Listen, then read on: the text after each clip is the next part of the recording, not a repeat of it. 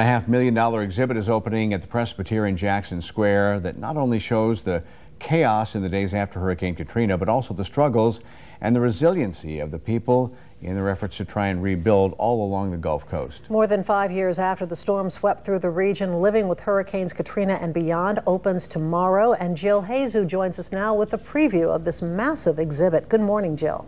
Good morning, guys, and it's pretty amazing what you can see here. And when everyone was trying to salvage what they could after Hurricane Katrina, the museum was actually collecting artifacts for this exhibit. Joining us now is Karen Lethan, a historian here at the museum. And how many artifacts were collected for this exhibit?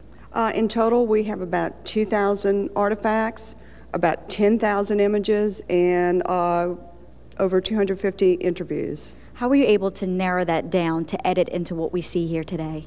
That was a very difficult choice. As you know, there were so many stories connected to Katrina and then Rita afterward.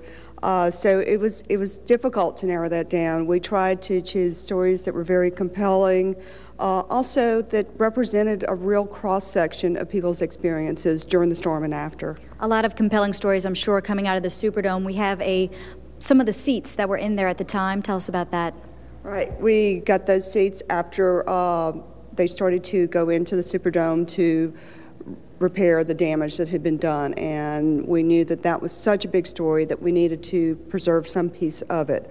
We also have interviews with people who were in the Superdome at the time, and you can hear those stories in those people's voices in this room. Right. Usually the audio is on. We had to tune it down for this interview here. And I think everyone can remember the MREs that were eaten after the storm. We had staff members who thought to preserve even cans and bottles of water that were being handed out. People remember that water was not drinkable here until October. And then you see the variety of MREs, including some of the regional specialties like beans and rice. We can always remember that some people said, well, this one is the best one, this one's not so good, and so people became sort of connoisseurs. Right, you knew which kind of MREs to stay away from. Let's walk a little bit up there. You can see, if the photographer can pan up for us, some of the rescue baskets that the Coast Guard used, those images that people kept seeing over and over again with the rescue efforts. Yes, we saved the basket because we knew that that was something that people had seen, and so many people were brought to safety.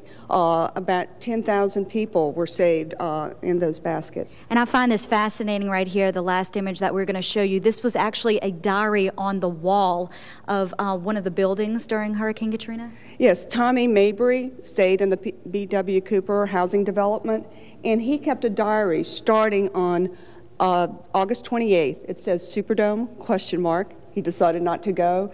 And every day he gave an accounting of where he had been, what he had done, who brought him food and water.